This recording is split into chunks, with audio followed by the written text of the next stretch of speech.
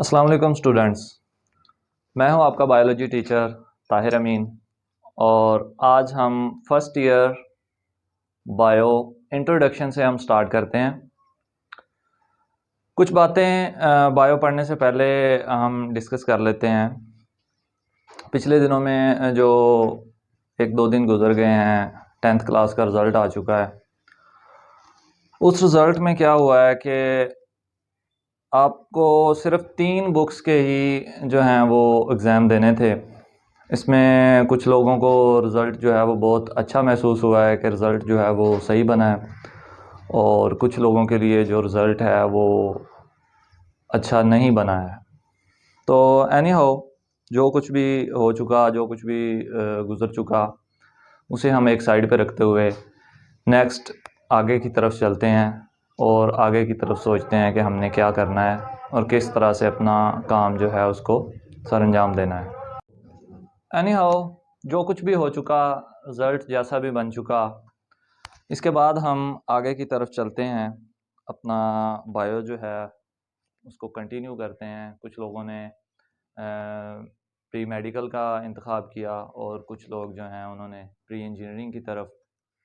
हर किसी का अपना अपना एम है, अपना अपना मकसद है। तो आई होप कि आप सब लोग अपने अपने मकसद में कामयाब हों। अल्लाह पाक आपके लिए आसानियाँ पैदा फरमाए। तो चलते हैं जी हम अपने लेक्चर की तरफ। फर्स्ट चैप्टर है बायोलॉजी इंट्रोडक्शन। जिस भी चीज़ को हम पढ़ते हैं या जो भी चीज़ हम समझना चाहते हैं, उसके बारे में हमें इंट्रोडक्शन उसका पता होना चाहिए। वो क्या चीज़ है, क्या हम पढ़ने लगे हैं। जब भी हम किसी चैप्टर को स्टार्ट करते हैं, कोई नया चैप्टर है हमारे लिए, तो उसका नेम और उसके की पॉइंट्स कि हमने इस चैप्टर के अंदर क्या पढ़ना है और क्या चीज़ें हमें इस चैप्टर में सिखाई जाएंगी, उन्हें समझना सबसे ज़्यादा ज़रूरी होता है। तो आज हम बायो जो है वो प्रॉपर स्टार्ट करने लगे हैं। तो इसको जो है हम इंट्रोडक्शन से स्टार्ट करते हैं कि इसका इंट्रोडक्शन है क्या। बायो असल में क्या है? बायो असल में एक साइंस है। अब सबसे पहले हम थोड़ा सा साइंस को डिफाइन कर लेते हैं कि साइंस क्या चीज़ है। साइंस है एक्सपेरिमेंटल ऑब्जर्वेशन। किसी भी चीज़ को एक्सपेरिमेंट की मदद से ऑब्जर्व किया जाना, वो क्या है? साइंस है। इसमें बहुत सारी साइंस हैं हमारे पास। फिज़िक्स एक साइंस है, केमिस्ट्री अलग से एक साइंस है, मैथमेटिक्स एक साइंस है, कंप्यूटर साइंस है, उसके बाद बायोलॉजी एक साइंस है। तो हमने देखना है अब कि बायो जो है वो कौन सी साइंस है। चलते हैं जी अपना बायो की तरफ।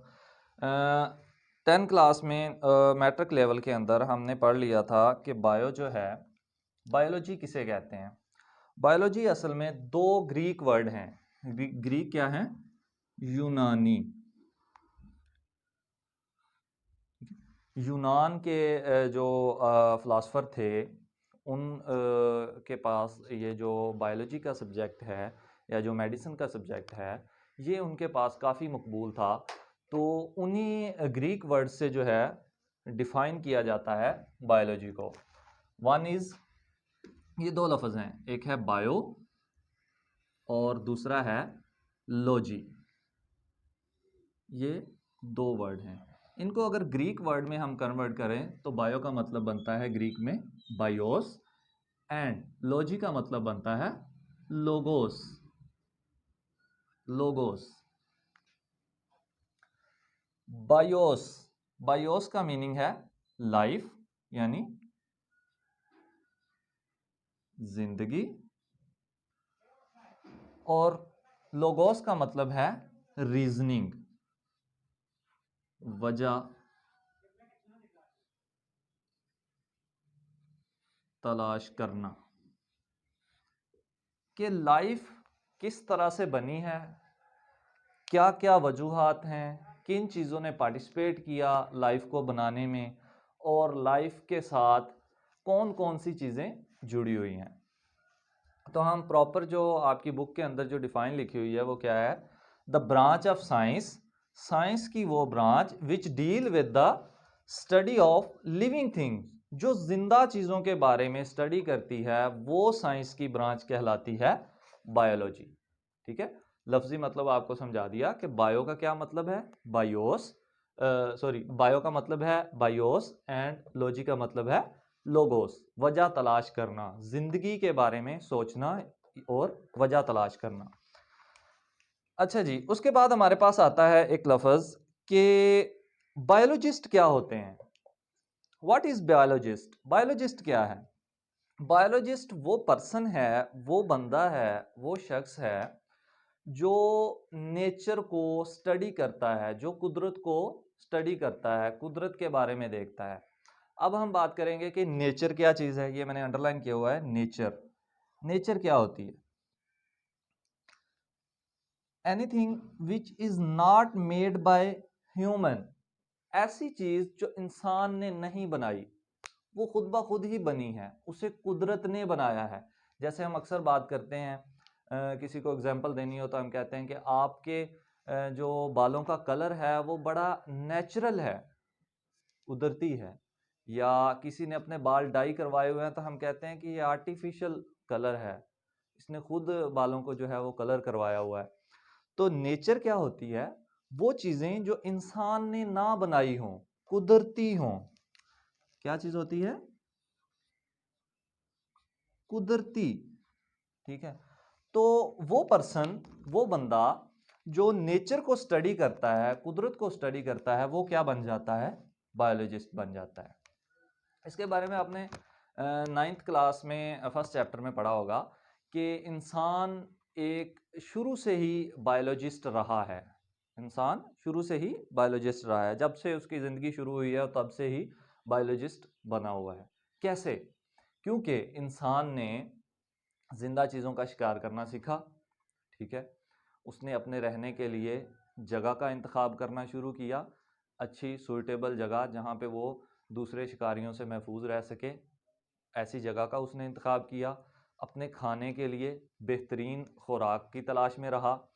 अपने किसी डिज़ीज़ को कवर करने के लिए उसने मेडिसिन का इंतखाब किया। तो इंसान जो है वो कुदरत से जुड़ा हुआ है, यानी कि वो जब से पैदा हुआ है तब से ही वो एक बायोलॉजिस्ट ही ख्याल किया जाता है। अब देखते हैं जी, बायोलॉजिस्ट जो है वो कौन कौन सी चीज़ों को जो है वो स्टडी करता है, क्या क्या एस्पेक्ट्स जो हैं उनको वो स्टडी करेगा, तो हम उसे कहेंगे कि ये एक बायोलॉजिस्ट है। क्या करता है जी? फर्स्ट वन है जी स्टडी ऑफ लाइफ, वो जिंदगी की स्टडी करता है। लाइफ, आगे जाके हम लाइफ के बारे में डिटेल से पढ़ेंगे कि लाइफ जो है उसको कैसे डिफाइन किया जाता है, कि लाइफ क्या चीज़ है।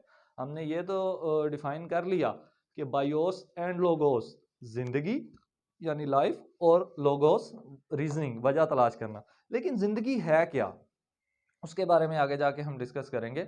अभी हम बात कर रहे हैं बायोलॉजिस्ट के बारे में कि बायोलॉजिस्ट जो है वो क्या काम करता है। बायोलॉजिस्ट क्या करता है? स्टडी ऑफ लाइफ, वो जिंदगी की स्टडी करता है। दूसरे नंबर पे वो क्या करता है? लिविंग पार्ट ऑफ नेचर, कुदरत के जो जिंदा पहलू हैं, जिंदा चीजें हैं, उनको वो स्टडी करेगा। उसके बाद वो क्या स्टडी करेगा? Non living things which affect on living things, ऐसी बेजान चीजों के बारे में स्टडी करेगा जो जिंदा चीजों पे असरअंदाज होती हैं। जैसे हवा जो है ये तमाम जानदारों के लिए ज़रूरी है, पानी जो है ये तमाम जानदारों के लिए ज़रूरी चीज़ है। तो क्या है कि वो नॉन लिविंग चीज़ें हैं, हवा, पानी, रोशनी, ये सब नॉन लिविंग चीज़ें हैं। लेकिन ये नॉन लिविंग चीज़ें जो हैं ये भी लिविंग चीज़ों के ऊपर अफेक्ट करती हैं। तो बायोलॉजिस्ट जो है वो इन नॉन लिविंग चीज़ों को भी साथ ही साथ स्टडी करता है। उसके बाद है जी हाउ लाइफ वर्क्स, जिंदगी किस तरह से काम करती है, या किस तरह से जिंदगी जो है वो दूसरी चीजों के साथ जुड़ी हुई है, किस तरह जिंदगी जो है वो अपना वर्क कर रही है। ये चीजें जब वो डिस्कस करेगा तो वो कौन होगा? एक बायोलॉजिस्ट होगा, यानी कि जो नेचर को स्टडी कर रहा है, जो कुदरत को स्टडी कर रहा है, वो क्या है? बायोलॉजिस्ट है। उसके बाद हम बात करते हैं जी कि लाइफ क्या चीज है। What is life? लाइफ क्या होती है? जिंदगी क्या होती है? A set of characters that distinguish living organism from non living objects. ठीक है।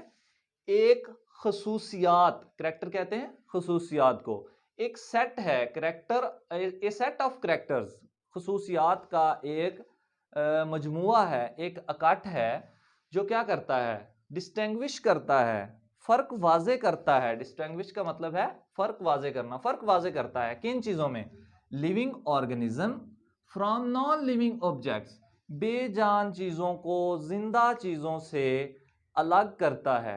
क्या, एक सेट ऑफ करैक्टर, खुसूसियात का एक मजमुआ जो जिंदा चीजों को बेजान चीजों से अलग करता है, उसे कहते हैं लाइफ।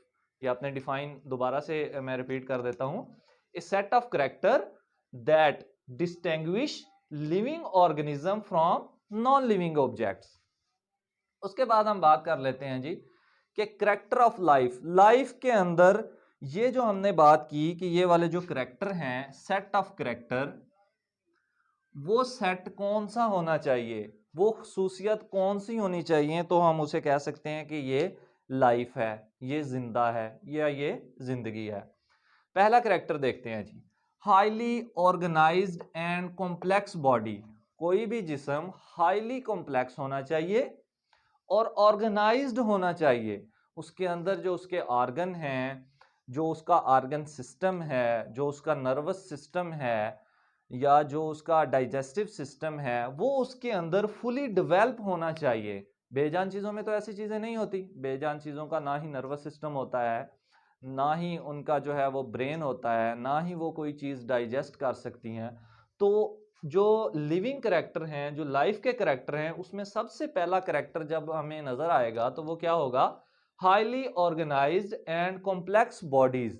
उनकी बॉडीज जो हैं वो हाईली ऑर्गेनाइज होनी चाहिए, मुनज्जम तरीके से बनी होनी चाहिए और कॉम्प्लेक्स होनी चाहिए। उनके अंदर एक सिस्टम दूसरे सिस्टम के साथ जुड़ा होना चाहिए। दूसरे नंबर पे क्या है हमारे पास, कंपोज्ड ऑफ वन और मोर देन वन सेल। या तो वो एक सेल से बना हुआ ऑर्गेनिज्म हो, जैसे हमारे पास बैक्टीरिया होते हैं, सिंगल सेल होते हैं, और या फिर वो एक से ज्यादा सेल से मिलकर बना होना चाहिए। प्रोटोजोन्स होते हैं हमारे पास, ठीक है। एमीबा हमारे पास सिंगल सेल वाला एक ऑर्गेनिज्म है। उसके बाद बैक्टीरिया एक सिंगल सेल वाला ऑर्गेनिज्म है। उसके बाद हमारे पास आ जाती हैं फंजाई, जो कॉलोनीज बना के रहती हैं, वो एक से ज़्यादा सेल पे मुश्तमिल होती हैं। उसके बाद हमारे पास हाईली जो कॉम्प्लेक्स ऑर्गेनिज्म हैं वो आ जाते हैं, लाइक प्लांट और लाइक एनिमल्स। तो इस तरह का एनिमल हो, इस तरह की कोई चीज़ हो, लाइफ को डिफाइन कर रहे हैं, इस तरह का कोई हमारे पास बॉडी होनी चाहिए जिसके पास एक सेल हो या एक से ज्यादा सेल हो। सेल के बारे में भी आगे जाके हम डिटेल से डिस्कस करेंगे कि प्लांट सेल क्या है और एनिमल सेल क्या है, और सेल के अंदर कौन कौन सी चीज़ें होनी चाहिए, कौन कौन से करैक्टर होने चाहिए।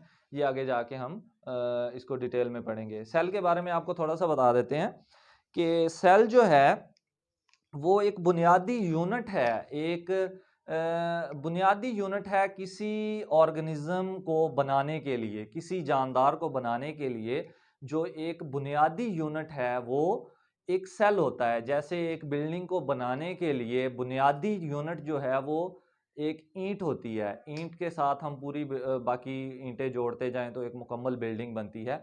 इस तरह सेल जो है वो किसी जानदार को बनाने के लिए एक बुनियादी यूनिट है। 2 सेल मिलेंगे, 3, 4, 10, 15, 20, इस तरह करोड़ों सेल मिलके एक मुकम्मल हाईली कॉम्प्लेक्स ऑर्गेनिज्म बन जाता है।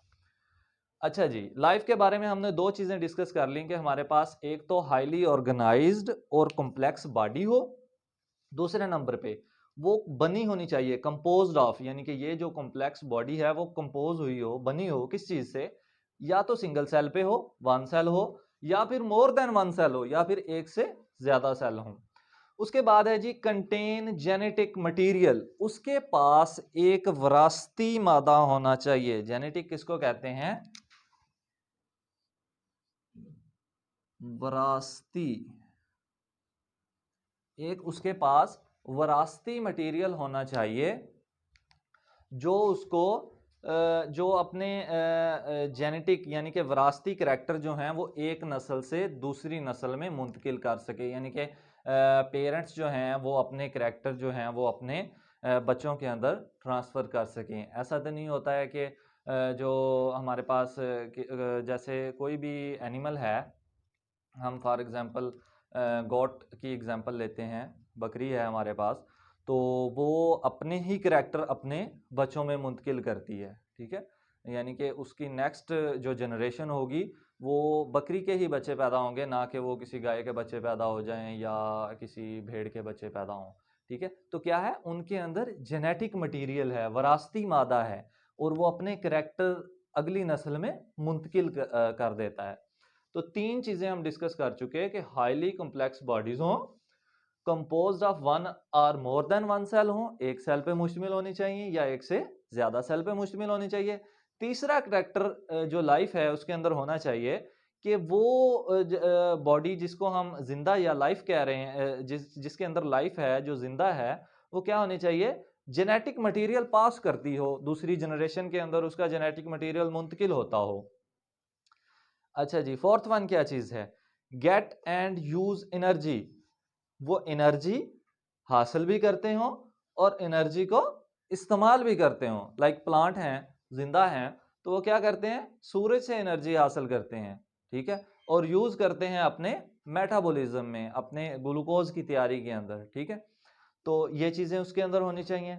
उसके बाद है हमारे पास carry out many chemical reactions, carry out many chemical reaction, उनके अंदर बहुत सारे केमिकल रिएक्शन भी होने चाहिए कि उनके अंदर जो है वो खुराक बना रहे हैं प्लांट्स, ठीक है, उनके अंदर मेटाबॉलिज्म हो रहा है। और अगर दूसरी तरफ हम एनिमल की बात करें तो उन्होंने कोई खुराक जो है वो इनटेक कर ली है, तो उसके बाद उनके स्टमक के अंदर केमिकल रिएक्शन से उस खुराक को तोड़ा जा रहा है, और एक ही वक्त में बहुत सारे केमिकल रिएक्शन जो हैं वो वहाँ पे परफॉर्म किए जा रहे हैं। उसके बाद एक यहाँ पे लिखा हुआ है जी हमारे पास होम्योस्टेसिस, ये एक नई चीज होगी आपके लिए कि होम्योस्टेसिस जो है वो क्या होता है।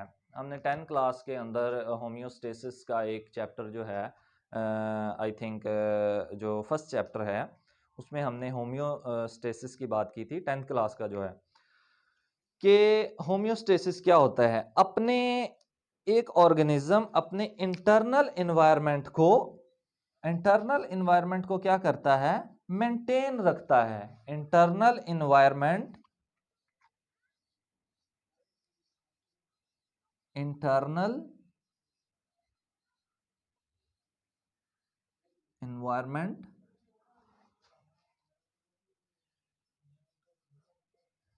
मेंटेन रखता है, इंटरनल इन्वायरमेंट मेंटेन रखता है। कैसे कि एक ऑर्गेनिज्म है, उसका बॉडी टेम्परेचर जो है वो 37 है, और बाहर जो है आजकल जो है वो सर्दियों का मौसम चल रहा है, तो क्या है, बाहर टेम्परेचर जो है वो 10 तक पहुंच चुका है, ठीक है, 10 तक टेम्परेचर जो है 10 डिग्री तक टेम्परेचर आ चुका है, तो उसका बॉडी टेम्परेचर क्या है, 37 है। तो वो अपने टेम्परेचर को डाउन नहीं करेगा, वो अपने टेम्परेचर को क्या है, डाउन नहीं करता, वो अपने टेम्परेचर को 37 डिग्री सेल्सियस पर ही मेंटेन रखता है, बाहर जो भी कंडीशन हो। यानी कि एक ऑर्गेनिज्म जो अपने इंटरनल एनवायरनमेंट को मेंटेन रखता है बाहर वाले इन्वायरमेंट से, उस प्रोसेस को हम कहते हैं कि ये होम्योस्टेसिस है। इसी तरह जिस्म के अंदर जो बेकार मादे हैं, फालतू मादे हैं, वेस्ट मटेरियल है, उसको भी जो है वो बॉडी से रिमूव किया जाता है थ्रू होम्योस्टेसिस के जो प्रोसेस है उसके ज़रिए ही। यानी कि होम्योस्टेसिस क्या है कि बाहर वाले माहौल में कोई तब्दीली आने की वजह से बॉडी के अंदर कोई तब्दीली ना आए, उस चीज को हम कहते हैं होम्योस्टेसिस। तो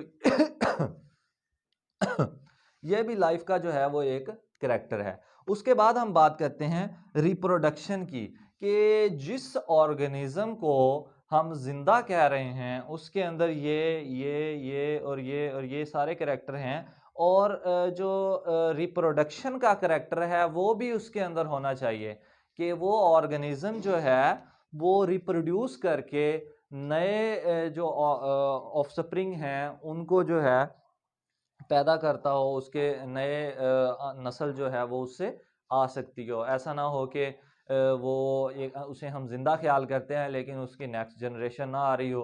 अगर ऐसा होगा तो उसकी जनरेशन जो स्पीशी जिंदा है वो स्पीशी एक दिन ख़त्म हो जाएगी, क्योंकि उससे नेक्स्ट जनरेशन नहीं आ रही। तो लाइफ के लिए ज़रूरी है कि वो रिप्रोडक्शन भी करता हो, ठीक है। उसके बाद है रिस्पॉन्ड टू चेंज इन्वायरमेंट। ये वही वाली बात है, होम्योस्टेसिस वाली बात है कि जब इन्वायरमेंट चेंज होगा, जब इन्वायरमेंट चेंज होगा तो वो क्या करे, रिस्पॉन्स करे, ठीक है। इन्वायरमेंट के मुताबिक रिस्पॉन्स करे, जैसे हम लोग रिस्पॉन्स करते हैं इन्वायरमेंट के मुताबिक।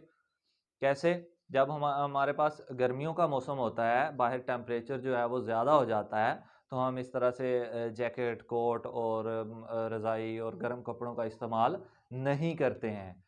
और जब सर्दियों का मौसम होता है, बाहर इन्वायरमेंट चेंज होता है, तो हम क्या करते हैं, अपने ऊपर जो है वो रज़ाई, कंबल और जैकेट, जर्सी, स्वेटर वगैरह का इस्तेमाल शुरू कर देते हैं। तो हम क्या कर रहे हैं, रिस्पॉन्स कर रहे हैं, किसके लिए, जो चेंज इन्वायरमेंट है, बाहर जो इन्वायरमेंट चेंज होगा उसके मुताबिक जो है वो रिस्पॉन्स करे।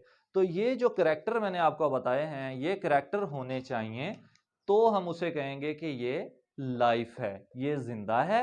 और इनमें से अगर कोई करैक्टर मिसिंग है, कोई चीज मिसिंग है, तो फिर हम कहते हैं कि ये नॉन लिविंग है, बेजान चीजें हैं, जिंदा नहीं है।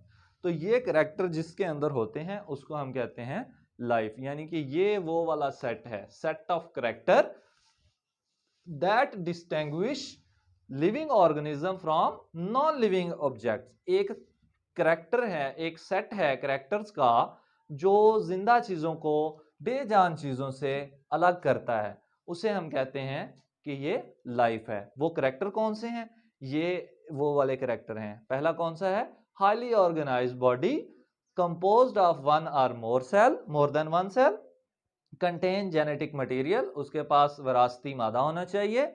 और उसके बाद गेट एंड यूज एनर्जी, वो एनर्जी को इस्तेमाल भी करता हो और एनर्जी को हासिल भी करता हो। Carry out many chemical reaction, उसके अंदर बहुत सारे केमिकल रिएक्शन भी होते हों।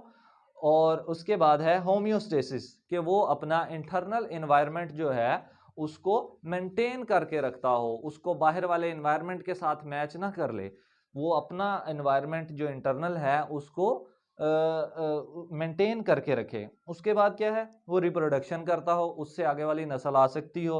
और उसके बाद है respond to the change environment, बदलते हुए हालात के मुताबिक वो रिस्पॉन्स करे, बदलते हुए इन्वायरमेंट के मुताबिक वो रिस्पॉन्स करे। तो ये था आपका बायोलॉजी का पहला इंट्रोडक्शन। इसके बाद आगे हम जो हैं वो ब्रांचेस के बारे में पढ़ेंगे कि बायोलॉजी की कौन सी ब्रांचेस हैं। कुछ ब्रांचेस के बारे में आपने जो है वो मैट्रिक लेवल के अंदर पढ़ लिया होगा। और उसके बाद जो है हम आगे फर्दर जो है अपना लेक्चर कंटिन्यू करेंगे। तब तक के लिए मुझे इजाज़त दीजिए। अल्लाह हाफिज़।